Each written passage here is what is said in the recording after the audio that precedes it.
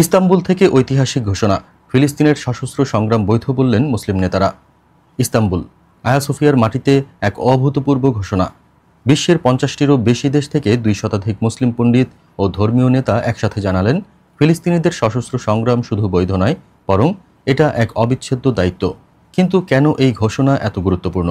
কারণ পশ্চিমা শক্তি যখন ফিলিস্তিনিদের প্রতিরোধকে সন্ত্রাস বলার চেষ্টা করছে, তখন মুসলিম উম্মার নেতারা স্পষ্ট করে দিলেন, ইসরায়েলি দখলদারিত্বের বিরুদ্ধে দাঁড়ানোই আসল মানবিক দায়িত্ব।